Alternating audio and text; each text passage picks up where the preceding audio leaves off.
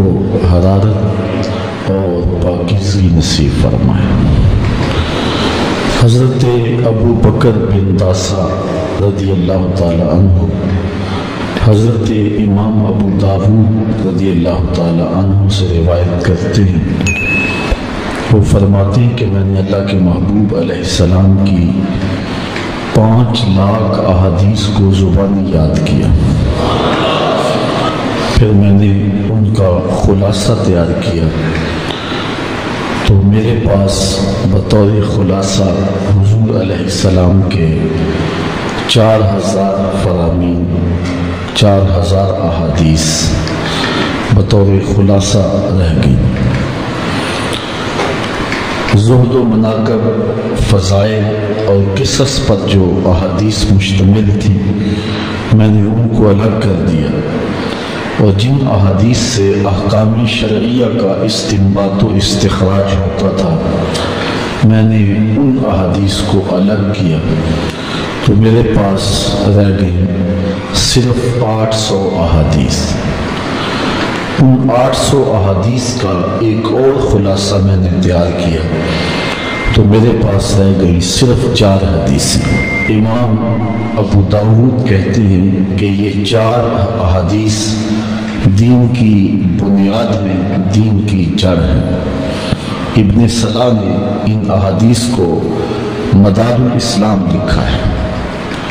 یہ 4 حدیثیں کون سی ہیں؟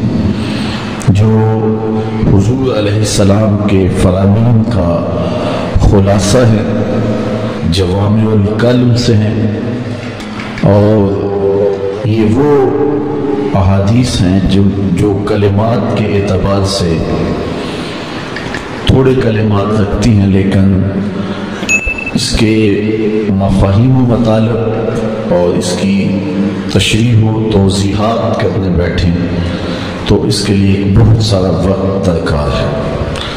ان میں سے پہلی حدیث جو حضرت امام ابو داود کہتے ہیں کہ میں نے حضور کے 5 لاکھ فرامین کے خلاصے کے طور پہ جمع کی ہے، وہ ہے حضرت عمر رضی اللہ تعالی عنہ سے مروی آقا کریم علیہ السلام کا فرمان نور، انما الاعمال بالنیات، اعمال کا دار و مدار نیتوں پر ہے۔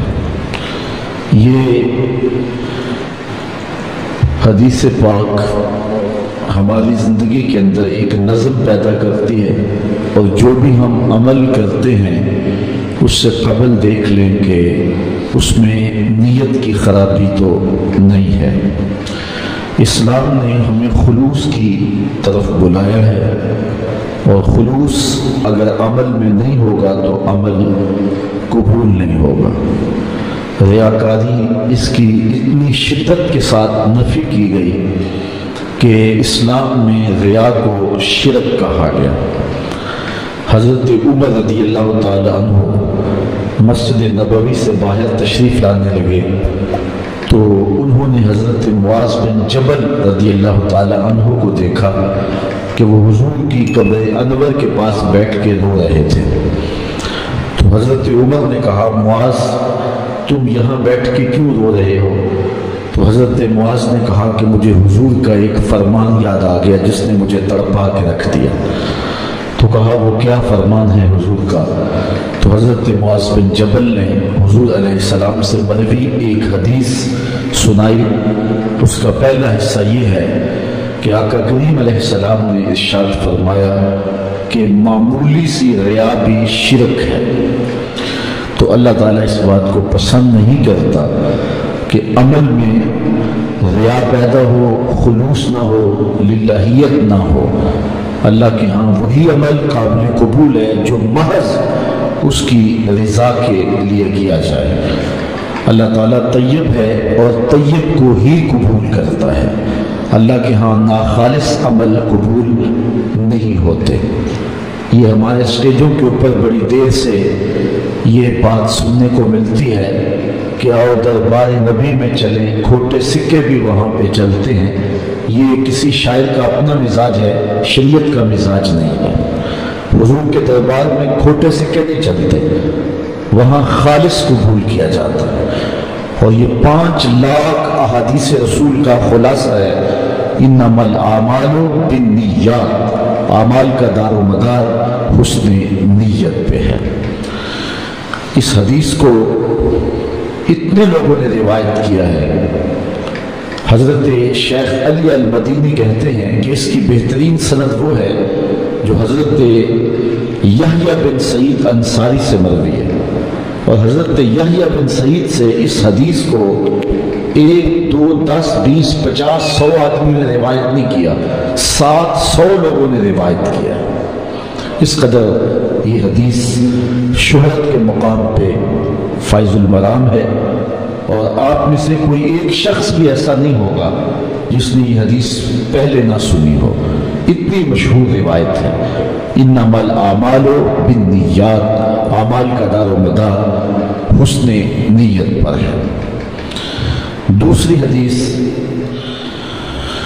حضرت نعمان بن بشیر رضی اللہ تعالی عنہ سے مروی ہے، قال سمعت رسول اللہ صلی اللہ علیہ وسلم، کہتے ہیں میں نے رسول کریم صلی اللہ علیہ وسلم سے سنا، یقولو، آپ فرمایا کرتے تھے، ان الحلال بین وان الحرام بین وبینہما مشتبہات لا یعلمہن کثیر من الناس فمن اتقى الشبہات استبرأ لدینہ وعرضہ ومن وقع فی الشبہات وقع فی الحرام۔ حضور علیہ السلام نے ارشاد فرمایا کہ بے شک حلال بھی واضح ہے اور حرام بھی واضح ہے۔ حرام اور حلال کے درمیان کچھ چیزیں شبہ والی ہیں جس کو زیادہ لوگ نہیں جانتے ہیں، یہ چیزیں حلال ہیں، یہ چیزیں حرام ہیں، یہ بالکل واضح ہے، اور کچھ چیزوں کے بارے میں اشتباہ پایا جاتا ہے، زیادہ لوگ اس کو نہیں جانتے ہیں۔ تو حضور نے ارشاد فرمایا فمن اتقى الشبہات، جو شبہ والی چیزوں سے بچ گیا اس نے اپنی عزت بھی بچا لی، اپنا دین بھی بچا لیا، اور جو شبہات میں پڑ گیا وہ حرام میں پڑ گیا۔ تو حلال بھی واضح، حرام بھی واضح، درمیان میں کچھ امور ہیں جو مشتبہ ہیں، تو ان سے بچنا چاہیے۔ جس چیز کے بارے میں شک ہو جائے اس سے گریز کرنا چاہیے۔ ہمیں اگر کھانے میں شک پڑ جائے کہ اس میں کوئی ایسی چیز شامل ہو گئی ہے جو صحت کے لیے مضر ہے، تو قیمتی کھانا بھی ہم ضائع کر دیتے ہیں، اس کو نہیں کھاتے۔ تو دین کے معاملے میں ہم کیوں جو ہے وہ احتیاط نہ برتیں؟ تو جو چیزیں واضح ہیں حلت کے اعتبار سے اور حرمت کے اعتبار سے وہ تو واضح ہیں، لیکن جو شبہ والی چیزیں ہیں ان سے بھی اہل ایمان اپنے دامن کو محفوظ رکھتے ہیں۔ تیسری حدیث حضرت ابو ہریرہ رضی اللہ تعالی عنہ سے مروی ہے، قال قال رسول اللہ صلی اللہ علیہ وسلم من حسن اسلام المرء ترکہ ما لا یعنیہ، کسی شخص کے اسلام کا حسن یہ ہے کہ وہ ہر بے مقصد کام کو چھوڑ دے، اس کا اٹھنے والا ایک قدم با مقصد ہو، اس کی زبان سے جو گفتگو صادر ہو رہی ہے وہ با مقصد ہو، اس کا قول و عمل، اس کا طرز زندگی، اس کا انداز معاشرت با مقصد ہو، مقصدیت سے بھرپور زندگی اس کی گزرے، تو یہ کسی شخص کے اسلام کا حسن ہے، کسی شخص کے اسلام کا جمال ہے۔ آج ہم اپنا وقت جس طرح برباد کر رہے ہیں، فضول اور بیہودہ گفتگو میں جس طرح اپنی صلاحیتوں کو ضائع کر رہے ہیں، اور جس انداز کے ساتھ اپنے وقت کا مصرف ہم نے بنایا ہوا ہے، ہم اس حدیث کی روشنی میں غور کریں اور اپنی زندگی کی ایک ایک سانس کو، ایک ایک ساعت کو با مقصد بنائیں۔ چوتھی حدیث حضرت انس رضی اللہ تعالی عنہ سے مروی ہے، وہ حضور سے روایت کرتے ہیں کہ آقا کریم علیہ السلام نے ارشاد فرمایا لا یؤمن احدکم حتی یحب لاخیہ ما یحب لنفسہ، اتنی دیر تک تم میں سے کوئی شخص کامل مومن نہیں ہو سکتا جب تک اپنے بھائی کے لیے وہ پسند نہ کرے جو اپنے لیے پسند کرتا ہے۔ یہ جذبہ انسان کے جذبوں کی کائنات جب تک کتنی پاکیزہ تر نہیں ہو جاتی، اور اس کا باطن اتنا ستھرا جب تک نہیں ہو جاتا تو اتنی دیر تک ایمان کا کمال وہ نہیں پا سکتا۔ ایمان ایک نفع بخش چیز کا نام ہے۔ ایمان خلق خدا کو رہنمائی اور خلق خدا کی خیرخواہی کا نام ہے۔ اس لیے اگر کوئی شخص اپنے بھائی کے لیے وہ پسند نہیں کرتا جو اپنے لیے پسند کرے تو وہ اپنے ایمان کو مکمل نہ سمجھے۔ ایمان کی تکمیل تب ہوگی کہ جو اپنے بھائی کے لیے پسند کرتا ہے وہ اپنے لیے بھی پسند کرے۔ یہ وہ 4 احادیث ہیں کہ جو مدار اسلام ہیں اور حضور علیہ السلام کے فرامین کا خلاصہ امام ابو داؤد نے جو ہے وہ تیار کیا۔